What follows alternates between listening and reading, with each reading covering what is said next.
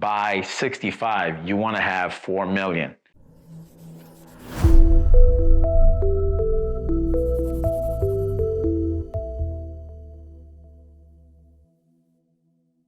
Hi, my name is Joe Dancer with Donovan Financial Group. This part of my YouTube channel will be dedicated to every independent adjuster out there. Now, the reason why I'm doing so is because I am an independent adjuster myself. And in 2019, prior to becoming an independent adjuster, I was a life insurance agent. So I sold life insurance, annuities, and it was good. I was trained to go out there, knock on doors, talk to business owners, and provide them a service. But in 2019, as you guys know, it was a crazy year. You couldn't go out, you couldn't do nothing. And a friend of mine introduced me to the IA industry, and I've been doing it ever since, and it's been very rewarding, very grateful. But one of the things that I've seen in our industry is financial planning. No one really talks about it. No one talks about benefits, none of that stuff. And fortunately for me, it's my background. I know a little bit about this stuff, so I figured, why not start making videos talking about principles and ideas and things that you can use that I learned as a financial professional. So here we are. One of the issues as an independent adjuster is the fact that because you're an IA, you're a contractor, they pay you 1099, but you're not obligated to take care of you. You have to do that yourself. It's your job. So I'm not making this video to knock any company, but it is what it is. The reason why you want to be an IA is so you can make more money. The benefits of being a staff adjuster is you work for the company, they take care of you. They offer the benefits, health insurance, retirement options, all of that, but you also make less, right? So as an independent adjuster, we don't get any of that, but we also make more money. So it is up to us to make sure that we plan financially. So in this video, I'm going to talk about financial principles that you can follow as an independent adjuster. And then I'm gonna kind of walk you through a roadmap on how to build financial wealth as an independent adjuster. When you get out of the industry, you're all set. So we're gonna bring a chart up. You should see a white screen.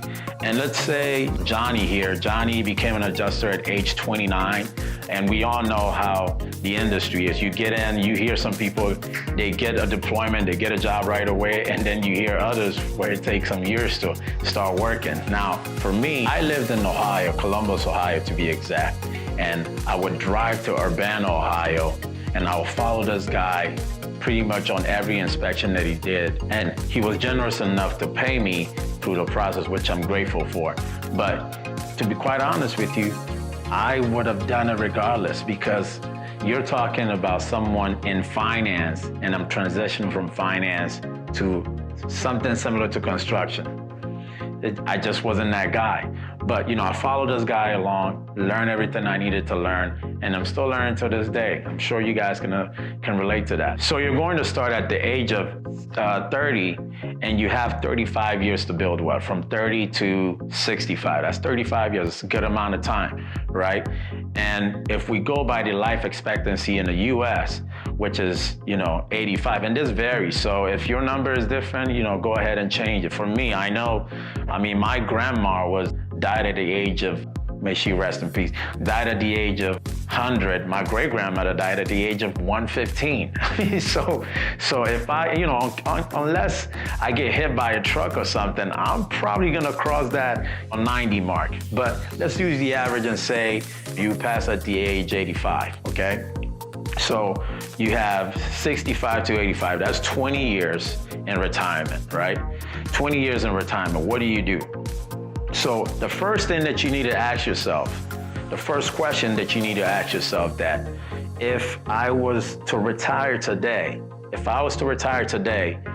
what's a good amount that I can live on and be very comfortable? And we're going to assume that at this age, you're not paying any mortgage, you're not paying any excessive bills, okay? So your bill is not a lot. So make sure, keep that in mind, by the way. And so you're asking yourself, how much will I need today to make sure that I'm retiring, I retire comfortably? And let's say that number is 60,000, okay? 60,000, what you would need every single year to retire comfortably. Now, are we going to use that 60,000? Probably not, because what do we know? Inflation, right? Inflation is the cost of things going up cost of things goes up every single year, all right? So inflation as it is right now is between 3% to 3.2%, but let's say it's 3.5%. So here's what you're going to do. You're going to go to Google and type in compound interest calculator. Now, when you click send, it will come, and you should see a site where it says Money Chimp. So click on Money Chimp. You will see the principal, you will see additional amount, and then it will tell you interest, and then you kind of click it, and then it gives you the number. So we're doing this to make sure that, because 60,000 today will not be 60,000 35 years from now due to inflation.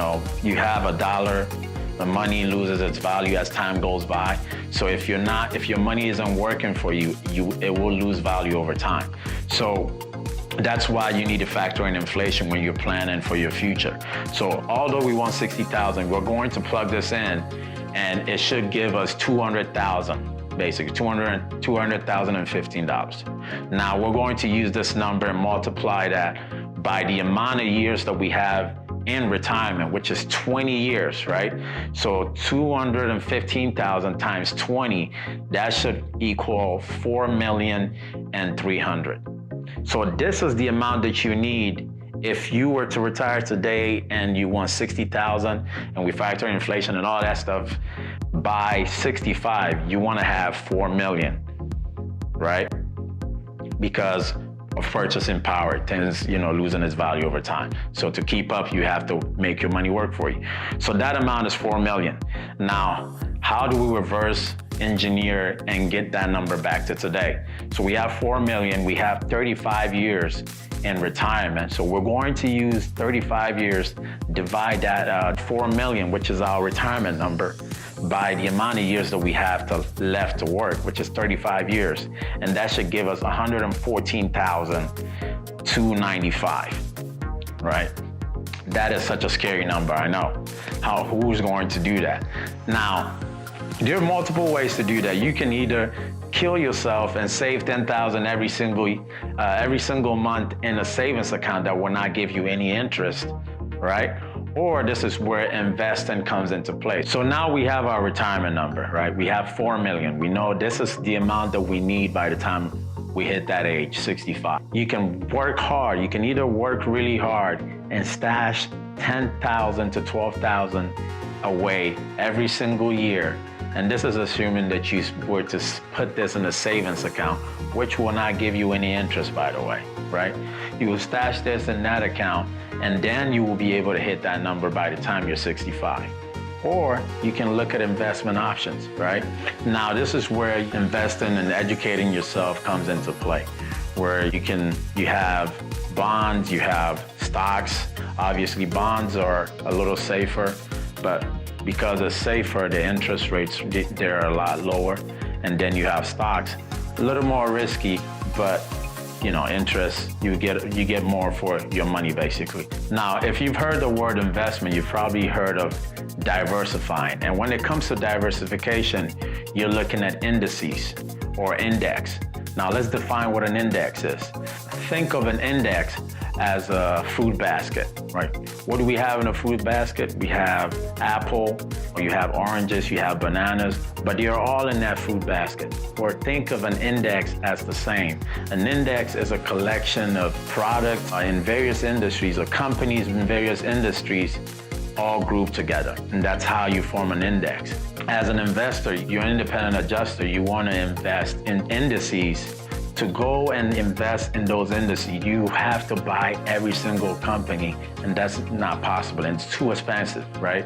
So we have something called an ETF, which is exchange traded funds.